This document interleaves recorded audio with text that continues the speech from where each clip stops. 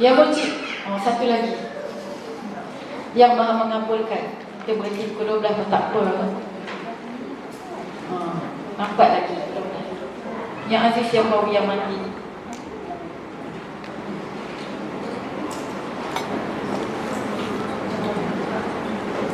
Yang aziz, yang qawi, yang mati. Minta kekuatan. Allahumma yang mujib, yang maha mengabulkan. Ya Allah yang mujib, Kau yang maha mengabulkan. Allah yang mujib sentiasa memastikan hamba-hambanya direspon apa jua keluhan, permohonan dan rayuan. Tu yang bila terdetik hilang slipper tu, hilang suka tu, Allah yang sampai dengar, hamba-hambaku ini bersangka bahawa slippernya ini akan hilang, maka aku makbulkan. Jadi Allah itu menurut persangkaan apanya. Sebab tu bila kita baca Asma Husna ni, sentiasa kita perlu bersangka baik dengan Allah. InsyaAllah dengan menyebut nama-nama Allah, Allah bantu kita bersangka baik. Tak ada apa-apa yang kesulitan. Contoh bila kita nak pergi ziarah kan, takut dia tak ada parking lah, jam lah. Bersangka baik je. Baik, Allah akan buka jalan, Allah akan mudahkan.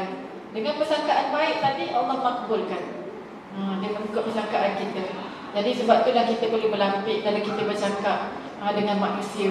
Degilnya orang tu, jahatnya orang tu. Jadi Allah makbul. Makin banyak kita mencemuh, contohnya mencemuh kerajaan, makin kalau 1,000 orang, 1,000,000 orang dekat Malaysia dia cemuh kerajaan, dia zalim, zalim tunggulah. Kerana Allah menurut persangkaan kita. Jadi lebih baik kita senyapkan, tetapi banyakkan berdoa. Ya Allah, kami yakin Kau akan membuka hati mereka satu hari. Ya Allah, Ya Fatah, Ya Fatah, Ya Fatah. Maka Allah ni tunggu je mana doa hamba-hambanya ni.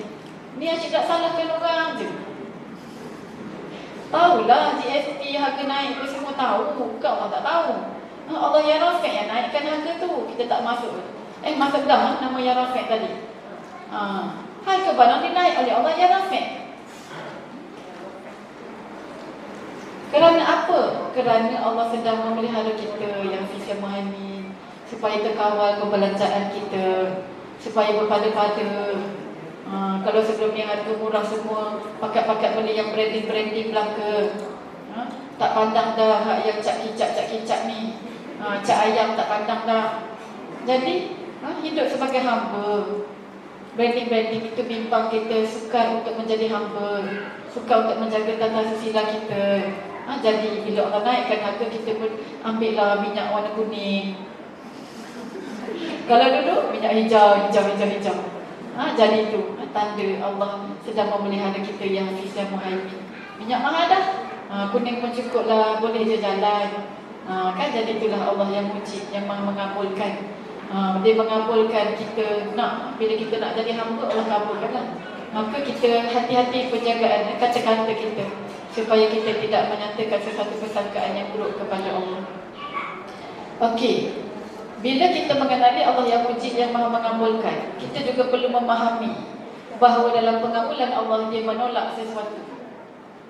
Doa itu boleh jadi dimakbulkan dengan cara Allah memberi, boleh juga Allah makbulkan dengan cara menolak. Menolak itu juga tanda Allah memakbulkan. Jadi makna memakbulkan di sini ialah bukan kita mendapat sesuatu. Makna memakbulkan itu ialah Allah membalas ataupun Allah menjawab. Dengan tepatnya Allah menjawab. Jadi Allah menjawab dengan menolak. Jadi macam mana kita nak memahami penolakan? Bila kita sebut Ya Allah Ya Sami' Ya Mujib, Ya Allah Kau maha mendengar lagi maha mengabulkan. Ya Allah, kabulkanlah permintaanku. Ya Allah, bagilah anakku ini. Ya Allah, dapat Ya Allah kerja yang baik. Ya Allah, contoh, dapat bagilah dia. Ya Allah, jodoh yang baik. Ya Allah. Tiba-tiba Allah tak bagi. Tiba-tiba bercanggah dengan kehendak kita. Kita nak anak kita kahwin dengan engineer, tiba-tiba kahwin dengan apa dia? Tukang masak. Contohlah. Tukang masak tu elok dah, tapi sebab persepsi kita, kita punya judgement kita, kita tak nak. Kita dah ada kriteria ni. Mesti orang Johor tak nak, orang Pahang tak nak, orang Kedah dia ada dah kriteria. Tiba-tiba tak sama dengan kriteria ibu tadi ni. Maka macam mana nak memahami penolakan Allah? Macam mana nak memahami merasai bahawa dia adalah baik di sisi Allah? Penolakan Allah sebenarnya lebih baik daripada pemberian makhluk. Makna kata bila makhluk memberi kita sesuatu, sebenarnya lebih tidak, makna kata penolakan Allah itu lebih baik walaupun kita dapat menerima sesuatu daripada makhluk. Okey, mudahnya nak faham di sini ialah kerana pemberian daripada makhluk itu adalah kerugian dan penolakan dari Allah adalah kebaikan. Kerana apa? Sekiranya seseorang itu menerima pemberian makhluk sedangkan hatinya tidak melihat bahawa pemberian itu daripada Allah, maka dia menerima pemberian itu tanpa hak. Jadi rugilah dia dapat pemberian daripada makhluk tadi. Contoh dia minta tolong, marilah datang tolong, saya nak buat kenduri, datang tolong. Lepas tu dia nampak pemberian makhluk tadi, pertolongan makhluk tadi, dirasakan pertolongan makhluk semata-mata, maka dia lupa pemberi yang sebenar, iaitu Allah yang Wahab, yang menghantar bantuan tadi. Maka dia telah menerima pemberian itu tanpa hak, kerana tidak melihat nama dan sifat Allah. Contoh bila dia meminta pertolongan, dia pergi jumpa ni makhluk, makhluk hanyalah perantara ataupun ejen penyampai. Bila dia mendapat sesuatu, dia menyambut pemberian daripada tangan ejen dengan melupakan pemberi yang sebenar, adalah satu kesalahan yang layak jika dia dikatakan mengambil pemberian itu secara tidak hak, tidak secara hak. Al-Quran dengan mengajarkan agar tidak berlaku syirik ketika menerima sesuatu, agar pemberian diterima itu menampakkan ketakwaan.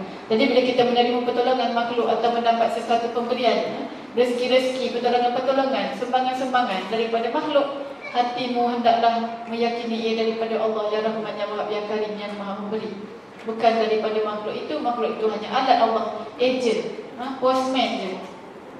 Postman kita tanya tak nama dia siapa? Kita tak tanya nama dia siapa, kan? Kita tak tanya dia duduk mana, kita tak tanya anak dia berapa, kita tak interview pun dia, sebab dia hanya penyampai sahaja surat kita. Begitulah, bermakna bukanlah kita ni bila dapat rezeki buat tak pandang dia orang tu.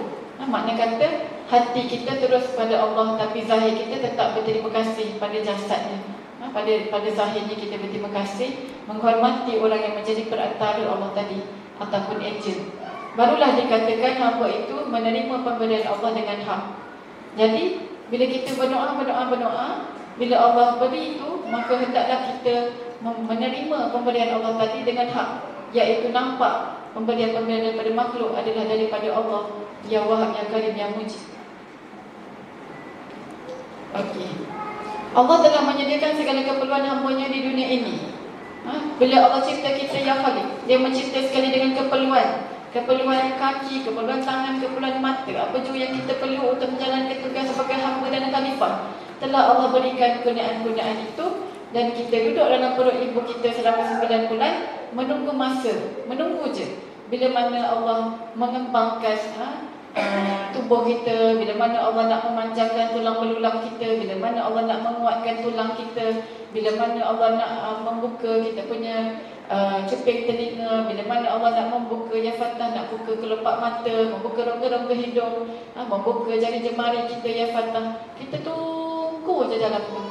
Itulah sebenarnya kita di dunia ini, menunggu sahaja kunaan-kunaan daripada Allah, iaitu dalam bentuk rezeki, harta dunia, kerana sebenarnya semua telah tertulis di Lauh Mahfuz. Jadi menunggu ini iaitu menunggu di hatimu, bukan menunggu duduk tunggu bergantungan dari langit, tetapi menunggu di hati. Kita terus melakukan kerja ibadah, kerja dakwah, kerja berbakti dan sebagainya, kerja-kerja yang kita lakukan, namun hati kita tidak meminta-minta, tidak meminta itu dan ini, hanya menunggu bila Allah nak beri, menunggu kecukupan daripada Allah yang mungkin. Jadi dia tidak ada angan-angan, dia tidak ada permintaan-permintaan yang berlebih-lebihan, hanya menunggu masa untuk menerima rezeki-rezeki daripada Allah, sebab telah Allah tetapkan habuan-habuan untuk kita bila Allah cipta kita. Allahumma ya Khaliq. Setiap doa bila kita minta, jadi doa tadi selalunya bila kita kenal tadi bahawa Allah menyediakan kecukupan kita, makna kata bila kita minta rezeki-rezeki dunia, sebenarnya telah pun tersedia. Jadi tak salah kita nak minta, cuma ada kalanya rezeki dunia itu tidak sama dengan ketetapan yang telah Allah tetapkan. Allah kata kamu ni portion kamu takat ni je, tetapi kita minta lebih. Kadang-kadang manusia minta lebih, maka tu kita anggap dia sebagai penolakan. Sedangkan sebenarnya dia adalah pemberian daripada Allah, telah pun ditetapkan di Lauh Mahfuz. Sama juga dengan doa-doa yang lain. Setiap doa ditapis oleh Allah yang baik saja dianugerahkan. Hamba ini datang kepada Allah, datang menghadap, merintih merayu, berkerut-kerut dahinya, mengalir-ngalir air matanya, basah-basah rambutnya, sehingga wujudlah meminta-minta kepada Allah. Itulah kesungguhan hamba. Jadi hamba meminta yang baik dan yang buruk, dia tak sedarlah. Dia minta belaka. Dia minta tu minta ni, maka Allah sifatnya yang hasid, yang maha menghisap, maha menapis. Maka doa juga Allah yang mujib, yang hasid, menapis untuk dimakbulkan. Maka Allah memberi hanya yang baik sahaja. Jadi hamba yang jahil dan ta'if tadi, dia lupa dia jahil kerana kejahilannya, dia minta macam-macam. Tetapi Allah yang baik, yang maha baik, terus memberi yang baik-baik sahaja dan menolak yang tidak baik. Kerana apa yang tidak baik itu boleh memudaratkan akhiratnya. Maka Allah menapis, hanya permohonan yang baik bagi hambanya untuk dunia dan akhirat dimakbulkan. Sekiranya permohonan itu buruk bagi hambanya, maka akan ditolaknya.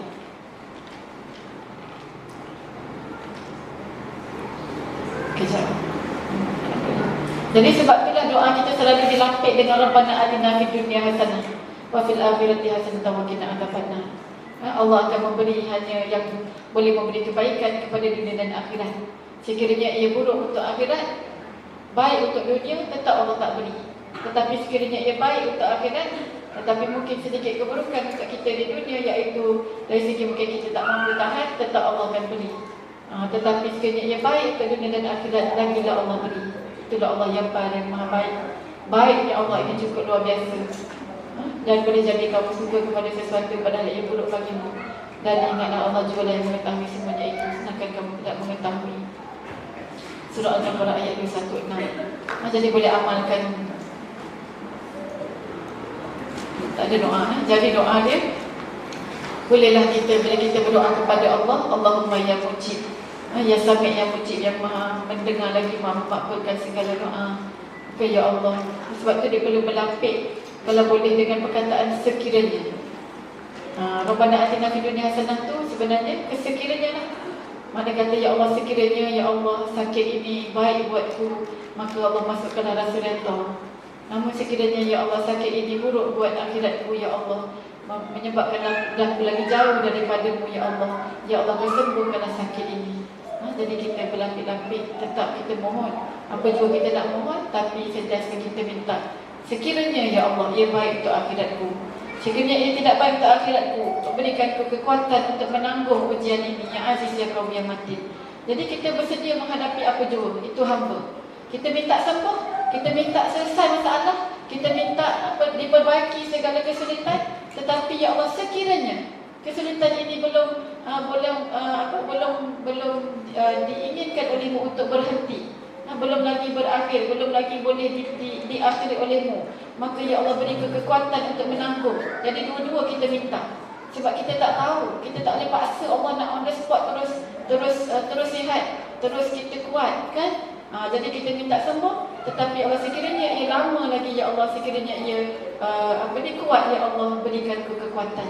So kita minta dua terus, minta sembuh dan kita minta kekuatan untuk menanggung.